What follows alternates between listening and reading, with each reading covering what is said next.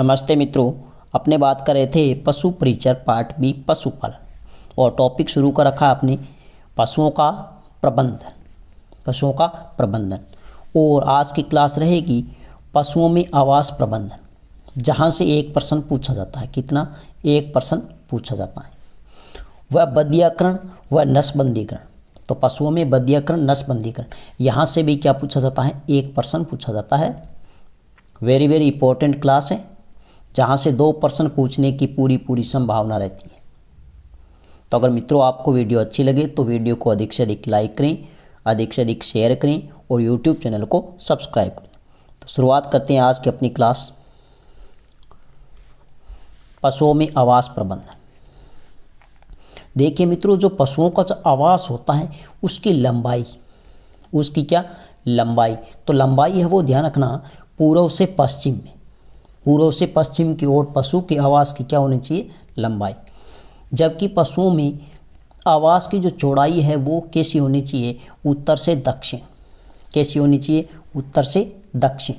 तो यह लंबाई पूछी गई थी एग्रीकल्चर सुपरवाइजर में अभी 2024 में जो एग्ज़ाम हुआ था 4 फरवरी को।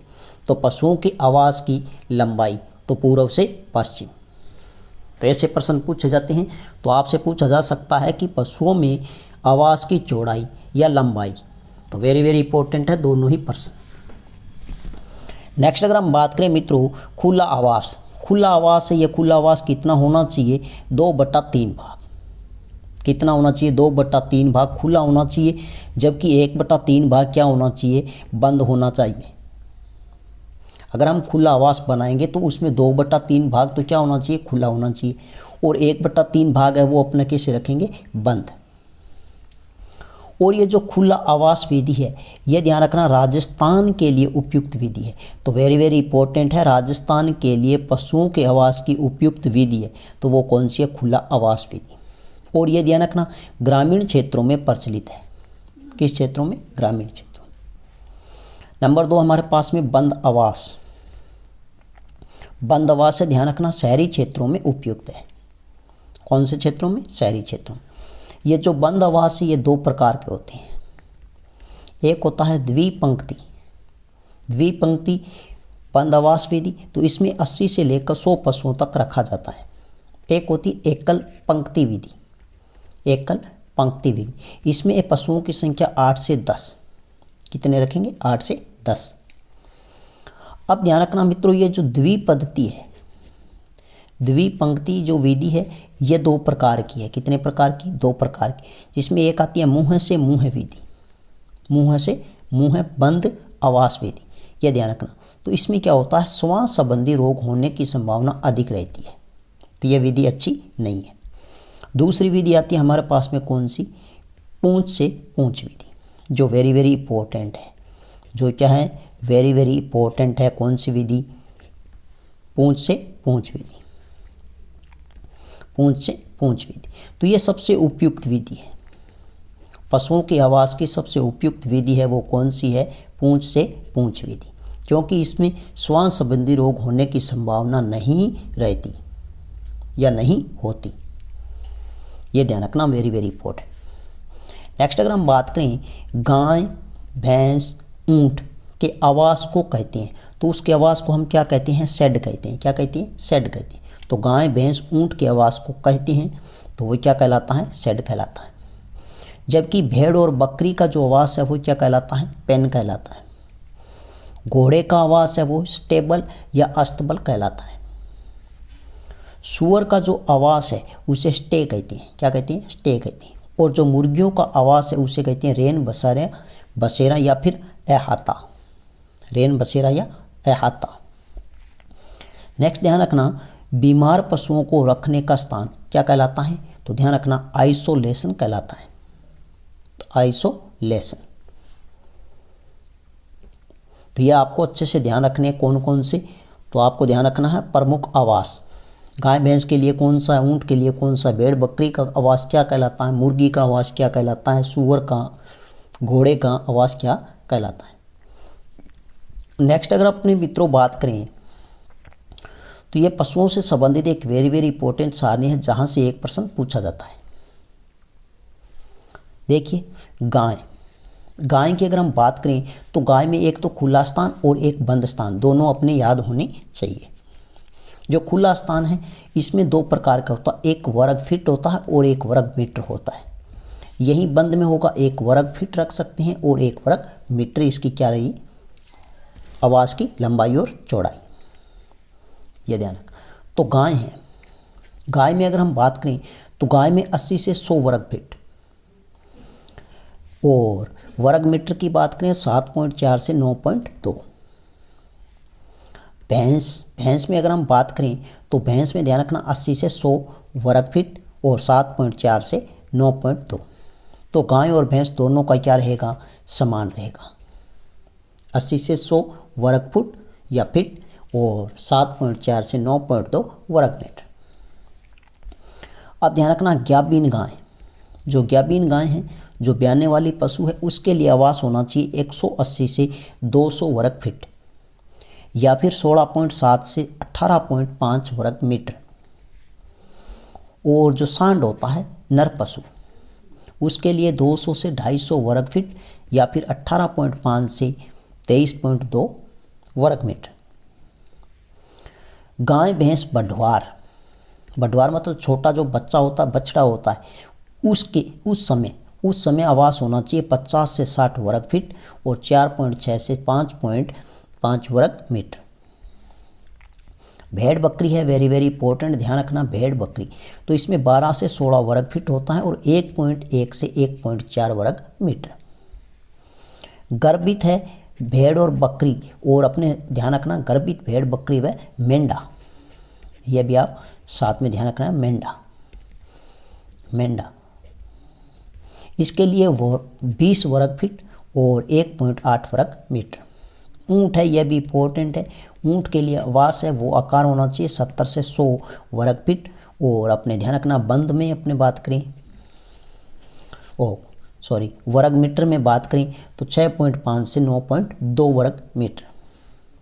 नेक्स्ट ध्यान रखना बंद आवास गाय के लिए है 20 से 30, वेरी वेरी इंपॉर्टेंट, वर्ग फीट और 1.8 से 2.7 वर्ग मीटर। भैंस के लिए जो बंद आवास है वो होना चाहिए 25 से 35 वर्ग फीट, 2.3 से 3.2 वर्ग मीटर। जो अपने ज्ञाबीन गाय है इसके लिए भी वेरी वेरी इंपॉर्टेंट है, 100 से 120 वर्ग फीट, 9.2 से 11.1 वर्ग मीटर। जो सांड होता है नर पशु है, उसके लिए 120 से 140 वर्ग फीट या फिर 11.1 से लेकर 13 वर्ग मीटर। और जो गाय भैंस बढ़वार है उसके लिए अपने ध्यान रखना 15 से 20 वर्ग फीट और 1.3 से 1.8 वर्ग मीटर। इन दोनों में आपको एक ही ध्यान रखना, कौन सा, वर्ग फीट। कौन सा ध्यान रखना, वर्ग फीट है, इसको अपने क्या कर सकते हैं, वर्ग मीटर में बदल सकते हैं। इसका एक सूत्र है, ध्यान रखना, वर्ग फीट है, इसको वर्ग मीटर में बदलने का यहाँ लिख देता हूँ मैं सूत्र। तो आपको एक ही ध्यान रखना, जैसे गाय भैंस का वर्ग फीट कितना रहेगा, स्थान खुला, तो 80 से 100। तो इसका ध्यान रखना, अगर अपने मीटर में बदलेंगे तो ध्यान रखना मीटर में कैसे बदलेंगे, वर्ग फीट, क्या करेंगे, वर्ग फीट स्क्वायर, वर्ग फीट स्क्वायर और बटा में ध्यान रखना 10.764, या अपने कह सकते हैं लगभग कितना, 11। ये अपना क्या रहेगा, सूत्र रहेगा। इससे अपने क्या अनुमान लगा सकते हैं, 11 लगा लेना, 10.764 से अच्छा है 11। तो वर्ग फुट, जैसे अपने वर्ग फुट है 80 से 100, इनका मध्य का आंकड़ा ले सकते हैं अपने, कितना, 90/11, ऐसे आप निकाल सकते हो। या आप 80 से 100 भी कर सकते हो, या 100 का निकाल सकते हो, 80 का निकाल सकते हो। तो नेक्स्ट अगर अपने मित्रों बात करें तो ये सारणी आपको अच्छे से याद होनी चाहिए। नेक्स्ट अगर हम बात करें मित्रों तो हमारे पास में है नर पशुओं में बद्याकरण या कास्ट्रेशन। तो ये वेरी वेरी इंपॉर्टेंट है, यहाँ से प्रश्न पूछे जाने की पूरी संभावना है। तो देखिए नर पशुओं में बद्याकरण होता क्या है, तो ध्यान रखना नर पशुओं के वर्षण को हटाकर समाप्त कर देना ताकि वह अपने लैंगिक गुण प्रदर्शित नहीं कर सके, इसे हम क्या कहते हैं, बद्याकरण। तो नर पशुओं में जो वर्षण होता है उसको हटाकर क्या कर देना चाहिए, समाप्त, ताकि वह अपने लैंगिक गुण है वो प्रदर्शित नहीं कर सके, इसे क्या कहते हैं, बद्याकरण। अब ध्यान रखना, बद्याकृत जो नर पशु है उसे क्या कहते हैं, उसे बुल्लक कहते हैं। ये वेरी वेरी इंपॉर्टेंट है। बद्याकृत नर पशु क्या कहलाता है, बुल्लक कहलाता है, जबकि बद्याकृत भेड़ नर है वो क्या कहलाता है, वीडर कहलाता है। यह भी वेरी वेरी इंपॉर्टेंट। मादा बच्चों में बद्याकृत क्या कहलाएगी, स्पेइंग कहलाएगी। क्या कहलाएगी, स्पेइंग कहलाएगी। इसका जो मुख्य उद्देश्य है, उपयोग है, वो किसके लिए होता है, यह भी वेरी वेरी इंपॉर्टेंट है।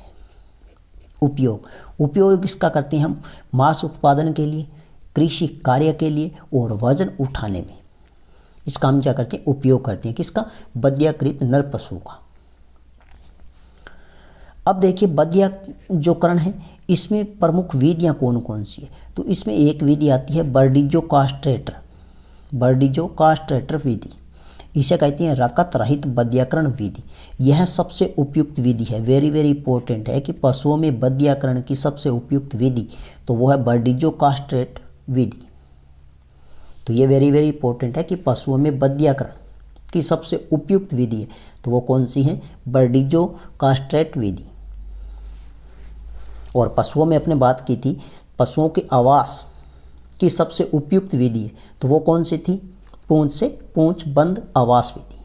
तो इसी तरह यह वेरी वेरी इंपॉर्टेंट है कि पशुओं में बद्याकरण की सबसे उपयुक्त विधि है तो वो कौन सी रहेगी, बर्डिजो कास्ट्रेट। यह किन पशुओं में प्रचलित है, तो ध्यान रखना गाय और भैंस में, गाय और भैंस में।